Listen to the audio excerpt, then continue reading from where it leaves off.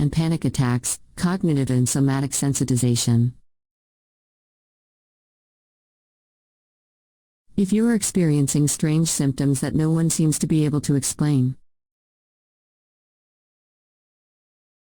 they could be arising from a traumatic reaction to a past event that you may not even remember. Peter A. Levine. Two words that are now often coined in conjunction with fibromyalgia are cognitive sensitization and somatic sensitization. I have been exploring the research in this direction for the past couple of years and have recently had another aha moment. I am not sure which comes first, but with regard to cognitive sensitization, because of the excessive degree of empathy for others and fear/anxiety for ourselves, there is vivid brain activity in the amygdala. People with fibromyalgia worry excessively and our attention to health-related information is extremely high.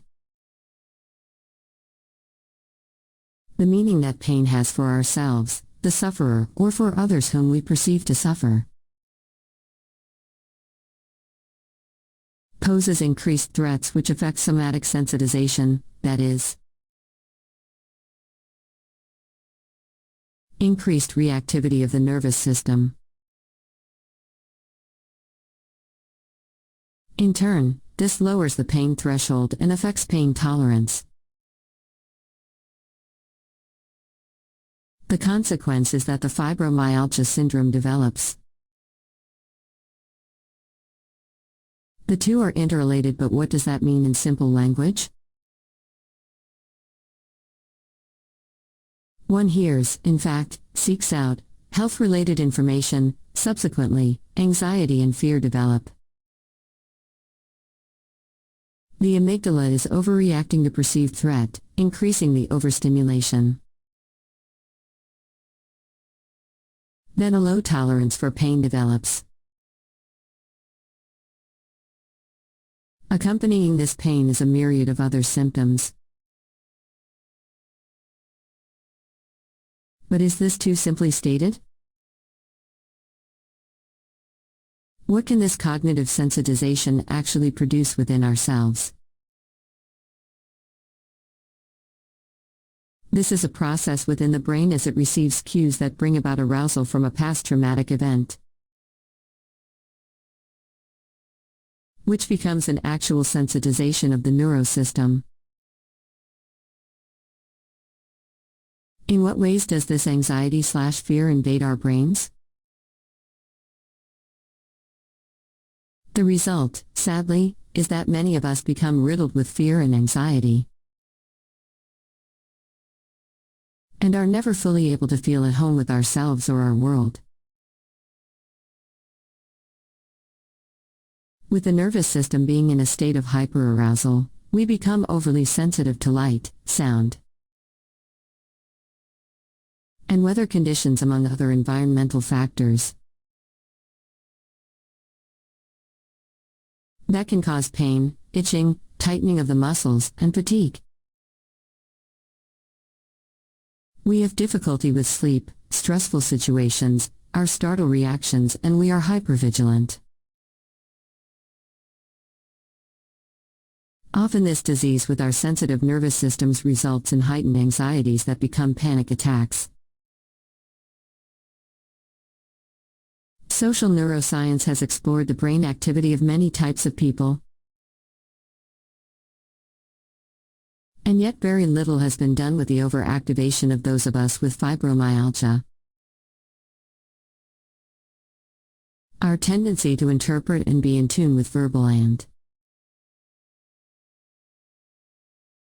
nonverbal cues of others and be usually in a state of hypervigilance is worthy of intense research. It seems as though many of us with fibromyalgia are in caregiving roles such as nurses. We are addicted to giving care to others, too much empathy with the resultant overstimulation. Central sensitization seems to be the view of the researchers on fibromyalgia. That is, the central nervous system is usually on high alert and overly sensitive. The sudden surge of extreme fearfulness, heart pounding, shortness of breath, tingling sensations, and feeling of being in danger can develop anywhere and at any time. This is how a panic attack feels. We are chronic worriers for ourselves and for others, leading to catastrophic thinking. And being afraid of fear itself is what leads to panic attacks. When did these symptoms first begin to take shape in our psyche? As Levine and Scare have written, see other blogs on this topic. We have been subject to psychological trauma that produces bodily sensations that appear to be a bona fide disease, instead of the disease of the scars from these traumas. Whether or not these lifelong traumas have developed even in utero or in childhood. It seems as though our hypersensitivity has led us down this path. We can change those brain pathways if only those who were quick to medicate us, or find a cause that is not psychosocial in nature, were supportive in our quest to find ways to heal ourselves. Both Levine and Scare, among others, are pioneers in this respect. And their work brings hope to those of us with this central sensitization. Kindly subscribe to our YouTube channel.